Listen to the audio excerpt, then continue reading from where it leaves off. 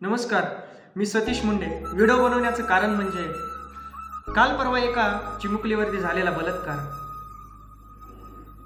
खरंच बाळा, मनाला खूप खंत वाटते, कारण जन्माला येऊन तुझा गुन्हा झाला, कारण तुझ्या आयुष्याचा इतिहास एका भडव्याने रक्ताने लिहिला. खरंच ज्या छत्रपती शिवाजी महाराजांच्या महाराष्ट्राकडे संस्कृतीचा महाराष्ट्र आणि सुरक्षितेचा महाराष्ट्र म्हणून ओळखला जातो, त्याच महाराष्ट्रामध्ये ही अवस्था झालेली. अरे, एक छोटीशी चिमुकली, एक छोटीशी कळी, ती जन्माला येण्याच्या आधीच त्या भडव्याने तोडून नेली. अरे, त्या चिमुकलीला तिचं आयुष्य काय आहे, आयुष्यामध्ये समोर काय आहे हे माहीत होत नसताना जर तिला या महाराष्ट्रामध्ये संपवलं जात आहे, तर खरंच खूप मनाला वेगळं वाटते. स्वर्गातील एक लहानसा तुकडा देवाने पाठवला होता. लक्ष्मीच्या पावलांनी ती घरी आला होता. तिच्या पैजणांनी घर दणावून गेले होते, तिच्या निडळ हसण्याने घर गजबजवले होते, आणि तीच आयुष्य तिच्या नशिबी नव्हते. बाळा, तुझ्याबद्दल बोलावं एवढं कमी आहे, कारण छत्रपती शिवाजी महाराजांनी आपल्याला काय शिकवण दिली, छत्रपती संभाजी महाराजांनी आपल्याला काय शिकवण दिली, छत्रपती शिवाजी महाराजांच्या महाराष्ट्रामध्ये काय चालू आहे.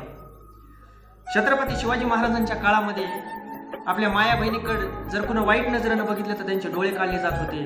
तर आपल्या आज ह्या महाराष्ट्रामध्ये हे भडवे असे दर दिवसा अत्याचार करून हत्या करतात, तर या भडव्यांना कुणाची भीती राहिली नाही.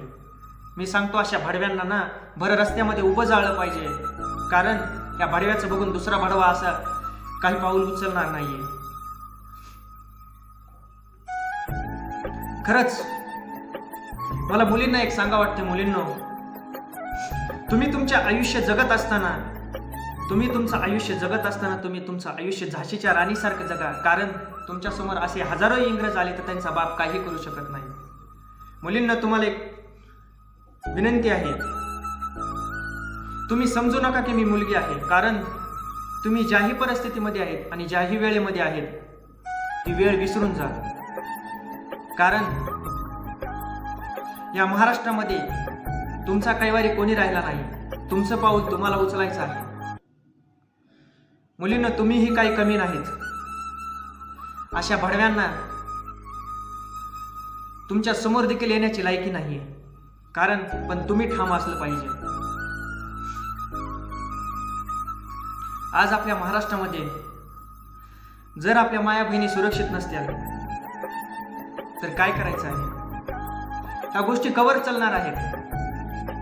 आयुष्याच्या जीवनात आई बाबाला आनंद झाला, कारण छोट्याशा घरामध्ये तुझा जन्म झाला, पण बाळा, वाटेत तुझा वैरी वाट पाहत होता.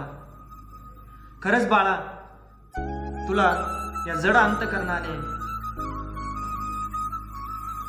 भावपूर्ण श्रद्धांजली. बाळा, ही जी गोष्ट झाली, खरंच अख्ख्या महाराष्ट्राच्या मनाला खंत देणारी गोष्ट झाली. कारण सर्वांना विनंती करतो की खरंच आज ही वेळ या चिमुकलीवर आली, तर हीच वेळ उद्या कोणत्या दुसऱ्या चिमुकलीवर येणार नाही. असं काहीतरी झालं पाहिजे, आणि त्या भडव्याला त्याची शिक्षा झालीच पाहिजे. कारण आपल्या महाराष्ट्राची संस्कृती आणि परंपरा खूप बुडाला जात आहे. त्यामुळे मला असं वाटतं की सर्वांनी या गोष्टीवरती विचार केला पाहिजे. खरंच बाळा, परत एकदा तुला या जड अंतकरणाने भावपूर्ण श्रद्धांजली.